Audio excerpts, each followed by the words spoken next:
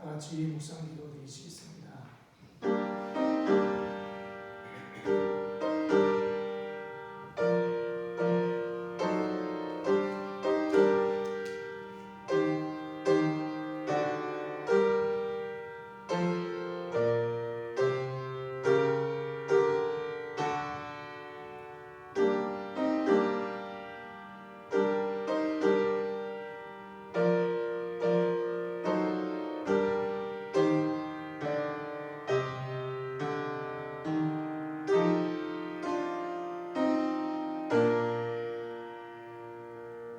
일어나라 빛을 발하라 이는 내 빛이 이르렀고 여호와의 영광이 내 위에 임하였습니다.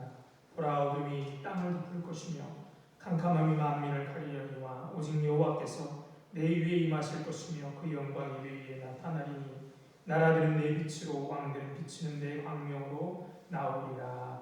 아멘. 오늘도 우리의 빛 되신 주님, 그 주님의 은혜와 사랑을 감사하여 주님 앞에 나와 영광과 찬송과 예배를 드립니다. 부족한 우리들이지만 우리와 함께 하셔서 우리가 드리는 예배가 하나님이 받으시는 귀한 예배가 되도록 인도하여 주옵소서. 감사하며 주님 이름으로 기도드립니다. 아멘. 찬송가 67장 찬송 부르시겠습니다.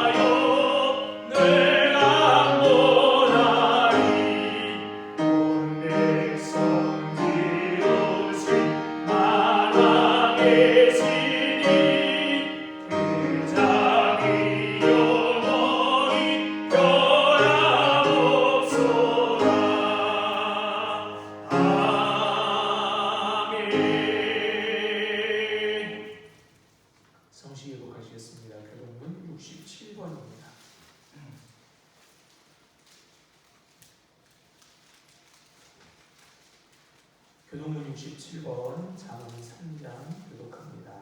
지혜를 얻은 자와 명철을 얻는 자는 복이 있나니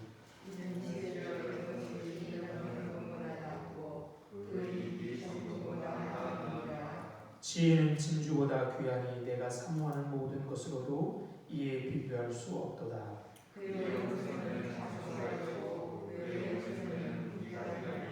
그 길은 즐거운 길이요 그의 지름길은 다 평강이니라.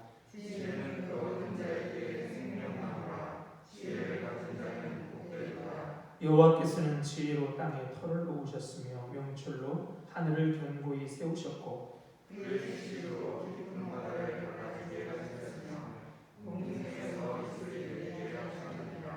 내 아들아 완전한 지혜와 근신을 지키고 이것들이 내 눈앞에서 떠나지 말게 하라. 대적으로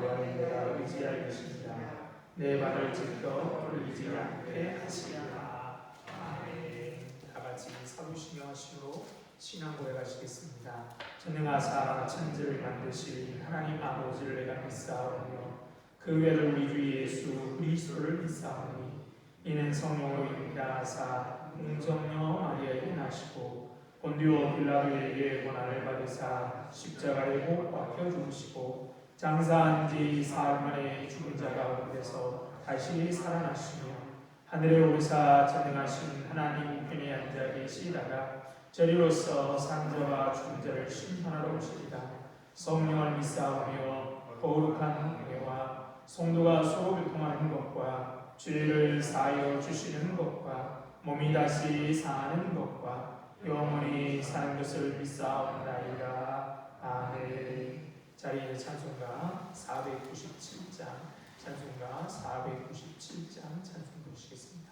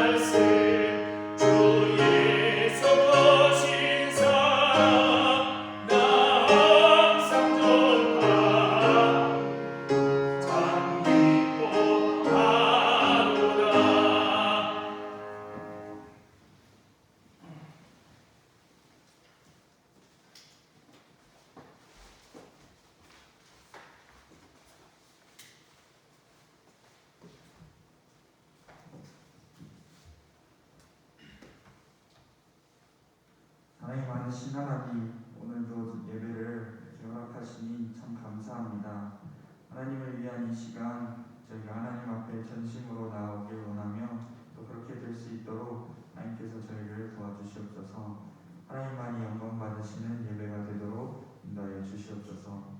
하나님, 죄인된 저희를 향한 사랑이 끊어지지 않게 하시니 참 감사합니다. 저희의 몸과 마음은 너무나 더럽습니다. 하나님께 다가갈 수조차 없습니다. 그러나 하나님께서 낮아지시고 포기하셔서 저희에게 먼저 와주시니 저희는 그 은혜에 보답할 길이 전혀 없습니다. 예수님을 희생시키면서까지 저희를 구원하신 그 사랑 감사드립니다. 하나님 저희의 마음 항상 건드리셔서 하나님의 그 사랑을 잊지 않게 하시고 이 사랑을 세상 모두에게 전하는 자들이 되게 하여 주시옵소서. 하나님을 믿는 것이 의라고 하셨으니 이 세상이 하나님의 의로 가득 차길 바라옵니다. 우리 공동교회 공동체를 위해서 기도합니다. 하나님 지금 코로나나 또 많은 문제들이 겹쳐 교회들이 많이 힘든 시기가 지속되고 있습니다. 하나님의 이름을 전하고 하나님의 의를 따르기에 힘이 들 때가 있습니다. 그러나 하나님께서 저희를 돌보고 계시는 것을 저희가 믿고 있으니 하나님의 때와 크신 능력을 기다리게 하여 주시옵소서. 혹여나 인내하지 못할 것 같다면 인내할 수 없을 때 하나님께 구하여 지혜를 얻으라 하셨으니 하나님 이 말씀을 기억하며 살아가는 성도들 되게 하여 주시옵소서. 각 자리에서 힘써주시는 성도분들의 노력과 그 행함을 하나님 축복되게 하시고 하나님 기억하여 주시옵소서. 하나님께 항상 기도하고 간구하나 코로나가 다시 한번 대유행의 위험성이 올라가고 있습니다. 사람들의 마음에 경각심을 주셔서 잘 대처하게 하여 주시옵소서. 코로나가 끝나는 날까지 고생하게 될 의료진들을 기억하시고 하나님께서 찾아가셔서 지치지 않게 또 큰 도움이 있도록 하여 주시옵소서. 모두가 한 마음으로 또 전심을 다해 기도하게 하셔서 이 어려운 시기를 잘 헤쳐나가게 하여 주시옵소서. 이제 말씀 듣습니다. 저희에게 가장 필요하고 또 절실하게 구해야 하는 것이 말씀이오니 하나님 저희에게 깨달음을 허락하여 주시옵소서. 말씀을 듣고 지혜를 얻어서 하나님의 뜻을 구하는 복된 자들이 되게 허락하여 주시옵소서. 말씀 전하시는 목사님께도 성령께서 함께하셔 감동이 있는 말씀들이 되게 하시고 우리의 마음이 두드려져 변화되게 할 수 있는 그런 은혜가 넘치는 말씀들이 나올 수 있게 목사님을 축복하여 주시옵소서. 항상 감사드리며 예수님의 이름으로 기도드립니다.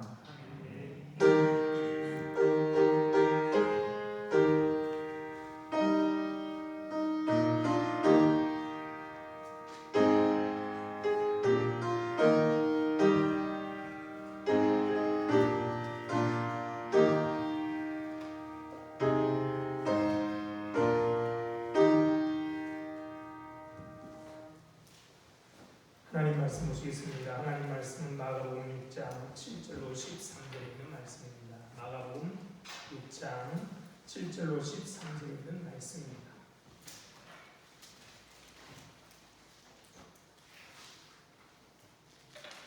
마가복음 6장 7절로 13절에 있는 말씀을 찾으신 줄 알고 제가 읽겠습니다. 12제자를 부르사 불씩 보내시며 더러운 귀신을 제어하는 권능을 주시고 명하시되 여행을 위하여 지팡이 외에는 양식이나 배낭이나 전대의 돈이나 아무것도 가지지 말며 신만 신고 두 버릇도 입지 말라 하시고 또 이르시되 어디서든지 누구의 집에 들어가거든 그곳을 떠나기까지 거기 유하라.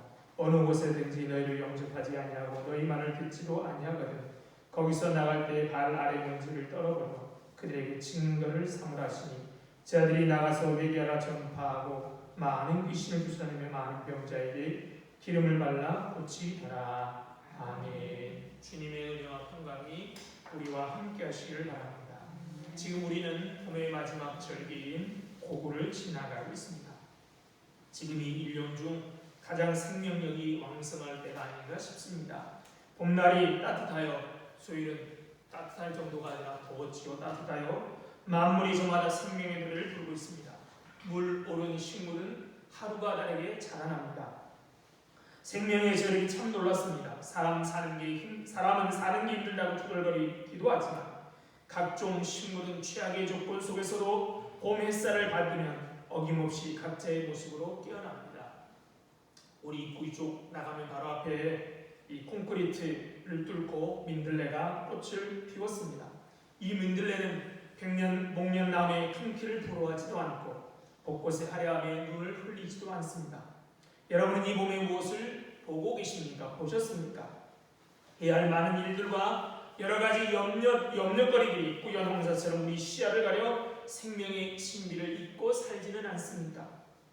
보지도 듣지도 못하여 말하는 것에 어려움을 겪었던 그렇지만 생의 아름다움을 우리에게 전해준 헬렌 켈러라는 여사 아시죠? 그분의 숲일 사흘만 볼 수 있다면 정말 우리가 얼마나 놀라운 세상을 살고 있는지를 알려줍니다. 누구든 젊었을 때 며칠간만이라도 시력이나 청력을 잃어버리는 경험을 하는 것은 큰 축복이라고 생각합니다라는 말로 시작되는 헬렌의 글은 단 사흘만이라도 볼 수 있다면이라는 가정 안의 이야기를 전개합니다. 어느 날 방금 숲에 산책하고 돌아온 친구에게 무엇을 보았느냐고 물었더니 뭐 특별한 거 없었어 라고 대답합니다. 헬렌은 그 말을 도저히 이해할 수가 없었습니다. 보지 못하는 나는 촉감만으로도 나무 하나하나의 섬세한 균형을 느낄 수 있습니다. 봄이면 혹시 동면에서 깨어나는 자연의 첫 징조 새순이라도 만질까 살며시 나뭇가지를 쓰다듬어 봅니다. 아주 재수 좋으면 한껏 노래하는 새의 행복한 전율을 느끼기도 합니다. 그러면서 헬렌은 손으로 느끼는 그 모든 것을 눈으로 볼 수 있으면 하는 갈망에 사로잡힌다라고 말합니다. 촉감으로도 그렇게 큰 기쁨을 맛볼 수 있는데 눈으로 보는 세상은 얼마나 아름다울까 상상합니다. 친구들의 얼굴을 보고 싶고 찬란한 노을을 보고 싶고 새벽에 일찍 일어나 밤이 낮으로 변하는 기적의 시간도 보고 싶어합니다. 며칠 동안만이라도 일상적인 삶에 단절된 곳에 있다 보면 병원에 입원했다든지 아니면 감옥에 있었다 나와보면 얼마나 세상이 달라 보이는지 모릅니다. 우리는 주변 세계에 너무 익숙해져 있어서 아무런 놀람도 없이 살아갑니다. 늘 얼굴을 맞대고 사는 사람에게도 마찬가지입니다. 그들이 우리 곁에 있다는 사실이 기적임을 우리는 전혀 의식하지 못하고 살아갑니다. 신비도 감탄도 없이 우리는 서로 그저 울적한 눈빛으로 아무 생각 없는 눈빛으로 바라보며 살아갑니다. 무엇이든지 당연하게 받아들인 사람에게는 감사도 감격도 없습니다. 누가 나를 위해 밥을 짓고 빨래를 해주고 출근 시간, 등교 시간에 맞춰 늦지 않게 깨워주고 불편 없도록 세심하게 돌봐줘도 고마운 줄 모릅니다. 이게 우리의 질병입니다. 살아있음의 신비에 무관심한 것이 죄의 뿌리라고 유대한 랍비는 말했습니다. 놀람과 감사가 없이는 하나님께 예배할 수 없습니다. 우리는 음식을 앞에 두고 기도합니다. 그것은 말씀으로 모든 것을 잊게 하신 하나님의 창조의 신비를 기억하는 행위입니다. 그저 자동으로 하는 게 아니라요. 아무것도 없는 것을 만드신 하나님의 신비를 기억하는 겁니다. 누가 믿음의 사람입니까? 음식을 먹고 꽃의 향기를 맡고 구름과 노을을 바라보면서 하나님의 이름을 하나님을 찬양하는 사람이 바로 믿음의 사람입니다. 우리가 날마다 이렇게 경험하는 모든 일 속에 하나님의 손길을 느끼면서 감사하며 사시기를 바랍니다. 가버나움을 중심으로 갈릴리 호수 주변에 활동하시는 예수님을 만난 사람들의 반응은 놀랍이었습니다. 가르치신 말씀에 놀랍고 귀신을 쫓아내고 병자를 고치고 풍랑이 있는 바다를 잠잠케 하시고 심지어 죽은 사람을 살리시는 주님의 능력에 권능에 사람들은 놀랐습니다. 그런 예수님이 제 아들과 함께 복음을 전하기 위해서 갈릴리로부터 조금 떨어진 고향 나사렛으로 항해하셨습니다. 예수님은 안식일에 회당에서 가르치자 사람들이 듣고 놀랍니다. 이 사람이 어디서 이런 것을 얻었느냐? 이 사람이 받은 지혜와 그 손으로 이루어지는 이런 권능이 어찌 됩니까? 사람들은 예수님의 지혜와 권능에 놀랐습니다. 그런데 이 지혜와 권능은 이사야 선지자가 예언한 메시아가 바로 우리 주님 예수님이라는 증거이기도 했죠. 하지만 어릴 때부터 알고 있던 목수인 예수, 이 사람이 하나님의 아들 메시아일 리가 없다라며 예수님을 믿지 않고 배척합니다. 고향 사람들이 말입니다. 그들이 믿지 않음을 예수님은 이상히 여기셨습니다. 그러나 예수님은 실망하거나 낙심하지 않고 갈릴리 또 나사렛 주위의 모든 촌에 돌다니시면서 가르치시기를 계속하셨습니다. 그리고 예수님 오늘 본문에서 12제자를 불러 둘씩 짝을 지어 보내십니다. 예수님께서 12제자를 불러 세우셨습니다. 세우신 이유가 무엇입니까? 마가복음 3장 14절 15절에 이렇게 말합니다. 이에 12를 세우셨으니 우리 예수님이 12명을 제자로 세우셨으니 이는 자기와 함께 있게 하시고 또 보내사 전도하며 귀신을 내쫓는 권능도 있게 하려 하십니다. 우리 주님이 제자를 부르시고 세우신 이유는 우리 주님 당신과 함께하기 위함이었습니다. 함께 있으면서 무엇을 하려고 우리 주님은 그렇게 부르셨습니까? 매일매일 함께 생활을 하며 예수님부터 직접 보고 배우도록 하시기 위함이었습니다. 주님이 제 아들을 불러 세우신 이유는 함께함 위함만이 아닙니다. 그들을 또한 전도하러 보내기 위해서 제 아들을 불러 세우셨습니다. 뿐만 아니라 그들에게 귀신을 내쫓는 본능도 주려고 부르셨습니다. 그래서 그 부르신 목적대로 함께 하시던 우리 주님은 제 아들을 보내시면서 귀신을 쫓는 권세를 주셨습니다. 제 아들은 이제 이 주님과 함께하면서 보고 들은 바 교육과 훈련의 현장에서 실천에 옮기는 기회를 갖게 된 것입니다. 제 아들은 이처럼 말씀을 배우는 자들일 뿐만 아니라 배우고 익힌 것을 실천하는 사람들입니다. 지난주 말씀처럼 예수님의 말씀을 잘 듣는 것만이 아니라 듣고 행하는 자들인 것이죠. 그런 사람들이 바로 반석 위에 집을 세우는 사람입니다. 그러지 않으면, 듣고도 행하지 않으면 비가 내리고 창수가 나고 바람이 불어 부딪히니 그 집이 무너지기 심하게 되는 것입니다. 7절에 보내시며라고 번역된 헬라어는 공식적으로 권한이 위임된 사역을 가리키는 겁니다. 즉 그냥 아무런 목적도 없이 보내는 것이 아니라 사명을 갖고 보내다라는 뜻입니다. 우리가 아는 사도라는 이 말이 이 말에서 나온 말입니다. 오늘 본문에서 예수님이 파송한 12제자들이 30절에 보면 와서 보고하는데, 그때 마가는 이 보내심을 받은 제 아들을 사도라고 말합니다. 사도들이 예수께 모여 자기들이 행한 것과 가르친 것을 낱낱이 고합니다. 주님은 그 제 아들을 사역을 주어 보내십니다. 그런데 둘씩 짝을 지어 보내십니다. 이렇게 둘씩 짝을 지어 파송하신 이유는 율법에 의해 요구되는 증인의 최소 숫자가 2명이고 또한 혼자 하지 않고 믿음의 공동체로서 함께 사역을 해야 한다는 의미입니다. 두 명 보냈는데요. 혼자씩 보내자고 2명 보낸 이유는 증인의 숫자가 최소 2명이 아니고 또한 주의 일은 공동체의 사역임을 우리에게 말씀해 주시는 것이죠. 초대교회는 이러한 주님의 원칙을 받아들여서 파송 시 이것을 적용했습니다.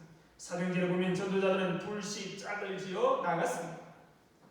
안디옥교회 성령이 세운 사람은 바나바와 사울이었습니다. 나중에 바울은 2차 전도회 때 바나바와 갈라지는데 혼자 가지 않고 실라와 함께 2차 전도행을 떠납니다. 12명의 제자를 보내시면서 예수님은 그들에게 몇 가지 원칙을 말씀하십니다. 첫 번째 원칙은 준비물에 대한 원칙입니다. 여러분 여행할 때 어떻게 준비하십니까? 어떤 사람은 큰 가방도 부족해요. 아주 끌고 다니지요. 보통 준비는 많으면 좋은데요. 우리 주님은 이렇게 말씀합니다. 8절 9절입니다. 여행을 위하여 지팡이 외에는 양식이나 배낭이나 전대의 돈이나 아무것도 가지지 말며 신만 신고 두벌옷도 입지 말라 하시고, 제 아들은 지팡이를 가지고 여분의 신이나 여분의 옷 없이 한 켤레의 신을 신고 한 벌의 옷 입은 채로 나가라는 겁니다. 이러한 목적은 이 지팡이 때문에 출애굽을 연상시킵니다. 하나님께서는 출애굽 때 애굽에서 이스라엘 백성들이 이끌어내실 때 그들로 하여금 신을 신고 지팡이를 손에 잡고 급히 먹으라고 하셨습니다. 너희는 그것을 이렇게 먹을지니 허리에 띠를 띠고 발에 신을 신고 손에 지팡이를 잡고 급히 먹으라. 이것이 여호와의 유월절이다. 그런데 신명기 29장 5절에 보면 이스라엘 백성들은 40년 광야 생활하는 동안 그들의 의복이나 신이 헤어지지 않았다라고 고백합니다. 이것은 참으로 놀라운 일이 아닐 수 없습니다. 이것은 하나님께서 출애굽한 애굽에서 탈출한 이스라엘 백성들을 친히 먹이시고 입히셨다는 것입니다. 그러므로 예수님께서 12제자들에게 전도 여행을 보내시면서 여분의 옷과 신도 준비하지 말고 떠나라고 하신 것은 바로 하나님이 책임져 주신다는 겁니다. 이처럼 예수님께서 12제자를 전도 여행을 떠나 보낼 때 오직 주님을 믿고 믿음으로 떠나기를 원하셨습니다. 평행 본문인 마태복음 10장 10절에는 마태는 이렇게 이야기합니다. 여행을 위하여 배낭이나 두벌옷이나 신이나 지팡이를 가지지 말라. 이는 일꾼이 자기 먹을 것 받는 것이 마땅합니다. 일꾼이 자기의 먹을 것을 받는 것이 마땅하다. 주님께서는 친히 먹이시고 입히신다는 겁니다. 그러니 두 버릇도 전대도 돈도 가지 말고 두 벌 신도 가지지 말고 가라는 겁니다. 주님께서 친히 먹이고 입히시겠다는 겁니다. 내가 혼자 결정하고 내가 혼자 나가서 전도하고 선교하는 것이 아닙니다. 주님이 보내시는 겁니다. 이 보내시다는 건 안에 앞에도 말했지만 위임 이런 의미가 담겨 있는 겁니다. 내가 하는 것이 아닙니다. 주님이 보내시는 겁니다. 주님은 보내시고 나는 순종하여 가는 겁니다. 그리고 주님은 절대 그냥 보내시지 않고 능력을 주어 보내시고 먹이시고 입히십니다. 하지만 거절당할 때도 있을 것입니다. 하나님께서 필요를 채우실 것임을 믿고 가라는 것이 예수님의 명령이고 이것이 첫 번째 원칙입니다. 제 아들이 가져야 할 태도는 바로 하나님의 공급하심을 확신하는 태도입니다.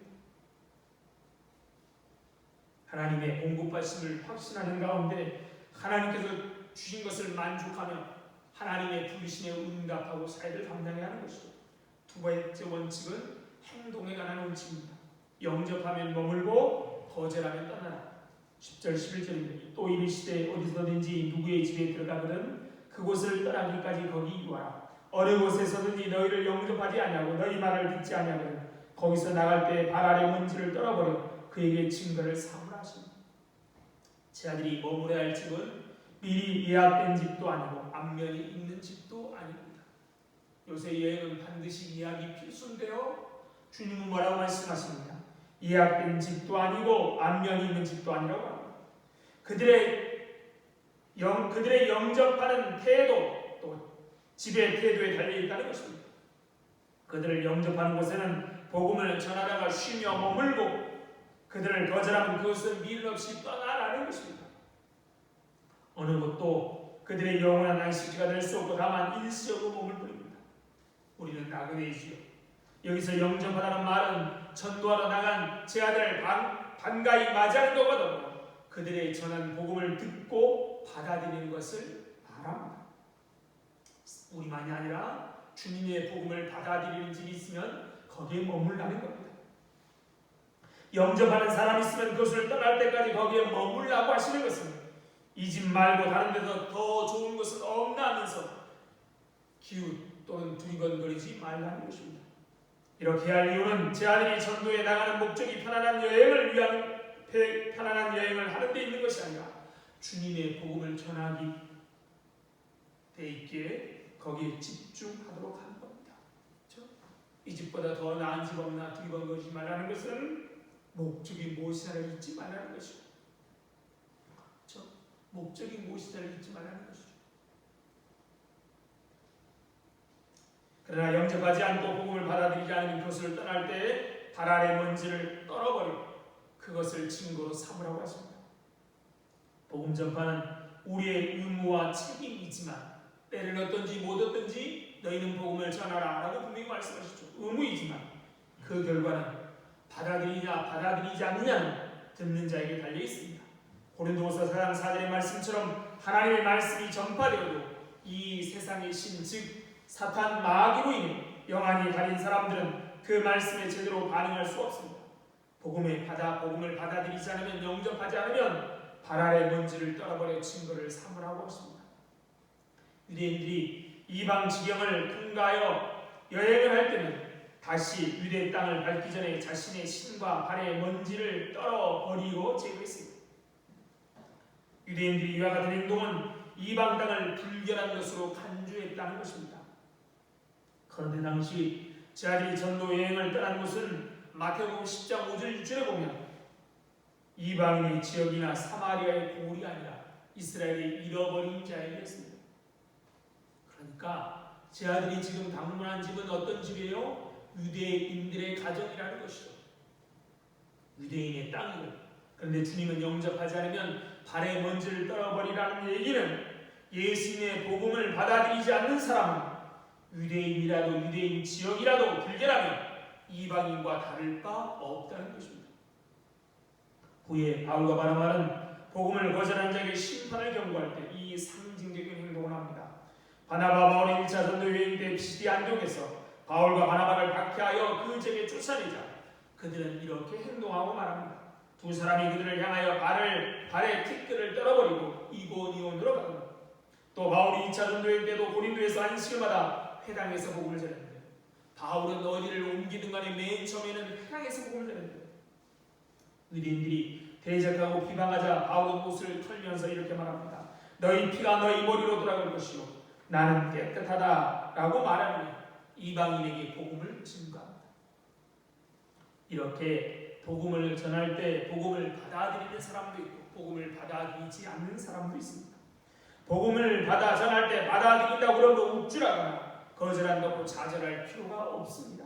오늘날도 많은 사람들이 예수님을 영접하기를 거부하고 있습니다. 듣기조차 싫어하는 사람들이 있습니다. 저들에게 발에 먼지를 떨어버리라고 하신 예수님의 말씀을 기억하고 거절하는 자들로 인해 낙심하지 말고 복음을 위해 보내심을 받은 자로 담대하게 복음을 증거해야 되는 것이죠. 그렇다고 나에게 아무런 책임이 없다라고 설렁설렁 하는 게 아니라 언제나 복음을 증거함에 있어서 거절당한 것을 두려워하지 말고 담대히 복음을 전하는 겁니다. 예수님은 저들에게 전할 말씀을 주셨고 그 말씀의 진실성을 증명할 수 있는 능력 또한 주셨습니다. 그 가정에 필요한 모든 것도 채워주십니다.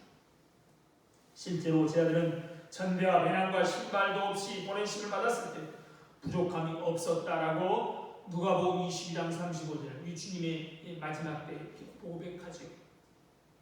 부족한 것이 없습니다. 하나님의 일을 하는 데 있어서 하나님은 모든 필요를 공급하십니다. 따라서 우리는 그 하나님을 의지해야만 합니다. 물론 이 말이 우리가 아무런 계획이나 계산 없이 일해야 한다는 말은 아닙니다. 철저히 계산하고 계획하되 그래서 열심히 일하지만 궁극적으로 그 모든 것이 하나님께 달려있음을 인정하고 그분을 의지하며 사역을 감당해야 하는 것이죠. 보내심을 받은 제자들은 예수님의 말씀을 따라 그들에게 맡기는 일을 감당합니다. 12절 13절입니다. 제자들이 나가서 회개하라고 전파하고 많은 귀신을 내쫓으며 많은 명자에게 기름을 발라 고치더라. 제자들은 사람들에게 회개하라고 전파하고 많은 귀신을 쫓고 많은 병자를 고쳤습니다. 그런데 놀랍게도 이런 사역의 내용은 바로 예수님이 하셨던 사역입니다. 전혀 새로운 게 아니라요 주님이 하셨던 일입니다. 제자들은 자신의 능력과 메시지를 가지고 나가는 것이 아닙니다. 예수님의 능력과 예수님의 메시지를 가지고 나가는 것입니다. 우리가 지금까지 예수님은 귀신을 내쫓고 병자를 고치신 것을 보았습니다. 12제자는 그런 예수님의 능력을 가지고 나가서 예수님이 행하신 대로 예수님의 사역을 계속하였습니다. 예수님이 전한 메시지가 무엇입니까? 때가 찼고 하나님의 나라가 가까웠으니 회개하고 복음을 믿어라 라는 말이었습니다. 사도 세례 요한도 마찬가지죠. 근데 제자들도 뭐라고 말합니까? 회개하라 라고 전파하고 있습니다. 달리 말하면 제자들을 통하여 예수님은 당신 자신의 사역을 계속하고 계십니다. 제자들은 예수님의 사역을 하고 있는데요 예수님은 당신의 사역을 제자들을 통해서 계속하고 계십니다. 이런 까닭에 마태복음에 기록된 제자 파송 설교에서 예수님께서는 제자들과 자신을 동일시하십니다. 나를 영접하는 자는 너희를 영접하는 자는 나를 영접할 것이요 나를 영접하는 자는 나를 보내신 이를 영접하는 것이다. 예수께서 12제자를 통하여 당신의 사역을 계속하셨던 것처럼 하나님은 항상 사람을 통하여 역사하셨습니다. 이사야 40장 6절에 이렇게 말씀합니다. 나 여호와가 의로 너를 불렀은즉 내가 내 손을 잡아 너를 보호하며 너를 세워 백성의 언약과 이방인의 빛이 되게 하리라. 하나님 뭐라고 말씀하십니까? 너를 세워 백성의 언약과 이방인의 빛이 되게 하리라고 말씀하십니다. 하나님은 혼자 일하실 수 있지만 늘 사람을 통하여 당신의 역사를 이루어오셨고 앞으로도 그렇게 하실 것입니다. 우리가 잘 아는 대로 여러분이 아시는 대로 출애굽의 역사를 모세를 통해서 하셨습니다. 가나안 정복을 여호수아를 통해서 이루셨습니다. 나는 부족하다, 나는 말을 하지 못한다라고 말하는 모세를 통해서 모세의 시종인 여호수아를 통해서 이렇게 일했던 것이죠. 사사와 다윗을 통해서 이스라엘을 다스렸고 12사도를 통해 교회를 세우시고 복음을 전하게 하셨고 바울을 통해 이방인들에게 복음이 전하게 하셨습니다. 그 밖에도 많은 사람들이 하나님을 사용하셨지요. 오늘날도 마찬가지입니다. 하나님은 사람들을 통하여 역사하시면서 모세, 여호수아, 다윗, 바울과 같은 사람들을 찾고 계십니다. 하나님은 오늘날 이 세상을 건지시기 위해서, 이 세계를 변화시키기 위해서, 교회를 부흥케 하기 위해서, 한국을 복음하기 위해서 우리 한 사람 한 사람을 의지하고 계십니다. 이처럼 하나님께서는 나를 통하여, 우리를 통하여 역사하고자 우리를 부르고 계십니다. 이처럼 하나님께서 우리를 통하여 역사하시고 우리를 부르시고 그리하여 우리를 통하여 역사하기 원하십니다. 그런데 만일 우리가 실패하면, 우리 교회가 실패하면 이는 곧 주님의 실패하는 거라는 것이죠. 그 이유는 주님의 보내심을 받은, 즉 주님으로부터 사명을 받은 우리를 주님과 동일시하기 때문인 것입니다. 우리가 실패하면 주님이 실패하신 것이고 우리가 낙심하면 주님이 낙심하는 것이 되는 것이죠. 그러므로 나의 실패는 곧 거룩하신 하나님의 실패가 된다는 사실을 잊지 말고 어떻게 됩니까? 믿음으로 주님이 맡기신 일을 감당해야 되죠. 그러나 비록 내가 실패해도 주님의 일은 궁극적으로는 실패하지 않습니다. 하나님께서 우리 모두를, 하나님의 백성들을, 우리가 살아가는 이 땅에 하나님의 귀한 사역자로 보내십니다.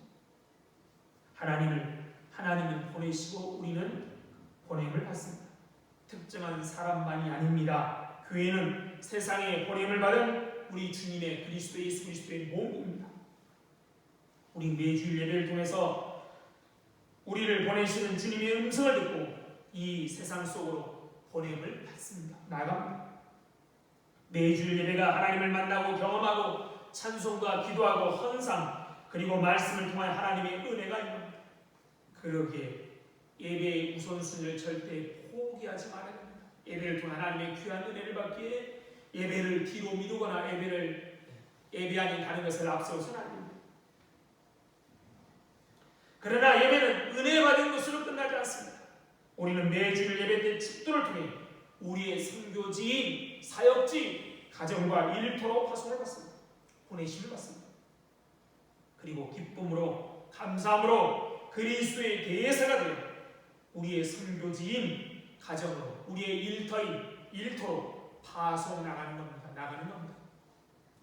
목사님들이 축도할 때 다른 구절들을 사용할 수도 있지만 보통 고린도후서 13장 13절의 말씀을 사용합니다.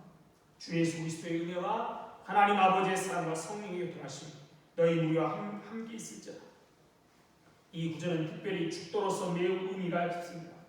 예배는 예배의 대상이신 성삼위 하나님을 인식함으로 그리고 그분을 송축함으로 시작합니다. 이것이 송영인데 예배를 마친 것도 시작과 마찬가지로 성삼위 하나님의 복을 하나님의 언약 백성에게 선포함으로써 이루어집니다. 하나님 중심적 예배는 성삼위 하나님으로 시작하여 성삼위 하나님으로 마칩니다. 하나님께서는 당신의 언약 백성을 세상으로 보내시면서 이렇게 말씀합니다. 너희는 주 예수의 은혜와 하나님의 사랑과 성령의 교통하심이면 충분하다. 그렇죠? 하나님 우리를 보내시면서 뭐만 주느냐? 하나님의 은혜와 예수님의 은혜와 하나님의 사랑과 그리고 성령의 교통하심을 줍니다.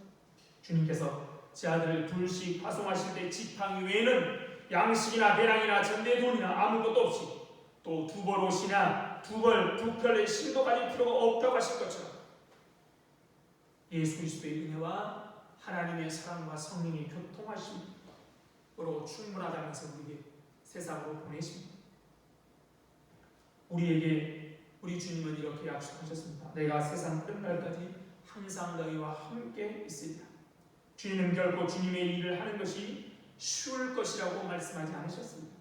자기를 부인하는 일이라고 말씀하십니다. 하지만 주님이 함께 하십니다. 그러기에 하나님만 의지하는 가운데 최선을 다하면서 그 결과는 주님께 맡기고 본의 심을 받은 자답게 복음 전파와 사람들의 필요를 채우는 사역을 감당하는 우리 모두가 되게 오늘도 주님이 함께하고 계시고 나의 모든 필요를 채우실 것을 믿고 확신하고 기쁨으로 감사합니다. 주님이 맡긴 일을 감당해가는 우리 모두가 되시기를 바랍니다. 참 좋으신 하나님 은혜와 사랑을 감사합니다. 우리를 부르시고 그래서 주님의 제자로 삼으시고 또한 주님과 함께하며 귀한 것을 알고 깨닫게 하시고 주님 안에 있는 참된 행복을 맛보게 하신 주님께서 또한 세상으로 우리를 보내십니다. 그럴 때마다 우리와 함께 하시는 주님을 믿고 담대히 세상에 나가 주님을 증거하는 우리를 뵐 수 있도록 도와주시고 우리를 통하여 하나님의 귀한 사역이 드러나며 하나님의 역사가 온 땅에 충만하게 일어나도록 우리를 사용하여 주옵소서. 하나님 우리의 믿음 없음을 아시지요. 이런 우리에게 믿음을 허락하셔서 담대하게 기쁨으로 감사하며 하나님께 보냄을 받은 주님의 대사답게 주의 일을 잘 감당하여 하나님께 영광 돌리는 우리의 삶이 될 수 있도록 인도하여 주옵소서. 보내신 우리 주님이 우리를 책임지신 우리가 믿습니다. 여러 가지 어려운 일이 우리에게 있지만 이 또한 주님이 알고 계시고 책임져 주시기에 입히시고 먹이시고 필요한 것을 줄 것을 믿기에 언제나 감사가 우리 입에서 끊어지지 않고 하나님께 감사할 수 있도록 역사해 주옵소서. 우리 공동의 모든 필요를 아시지요. 그 필요를 채워주시면서 주의 귀한 일들 감당하는 우리 공동체 될 수 있도록 인도하여 주옵소서. 감사하며 예수님 이름으로 기도드립니다. 아멘. 찬송가 213장 찬송가 213장 찬송 부르시면서 준비하시는 분 계시겠습니다.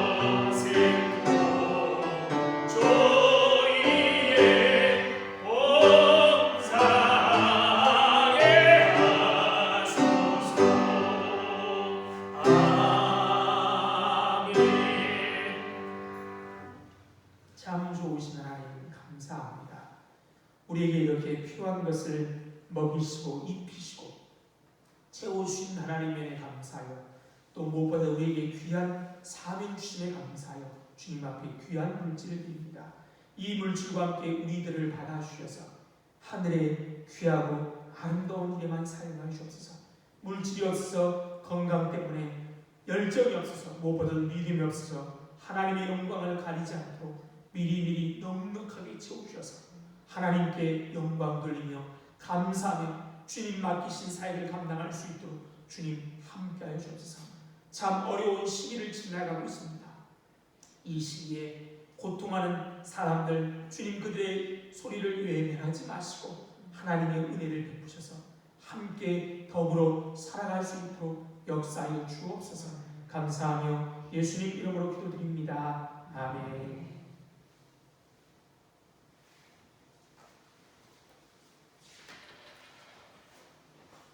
벌써 4월 마지막 주입니다. 5월은 가정의 달이라 이렇게 5월 2일, 5월 9일, 5월 16일 어린이 어버이 스승의 주일을 지킵니다. 한 주간 승리하시기 바랍니다. 우리 자리에 일어나서 인사하겠습니다. 반갑습니다. 사랑합니다.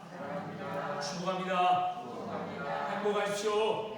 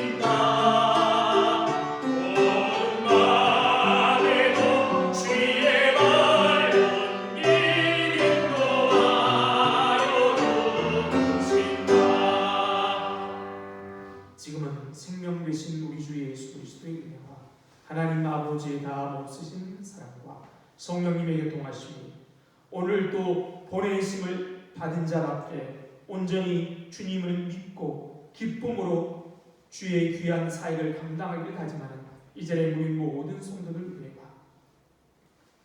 그들이 하는 모든 일, 가정 위에 우리 공동회 위에 이제로부터 영원토록 함께 있을지어다.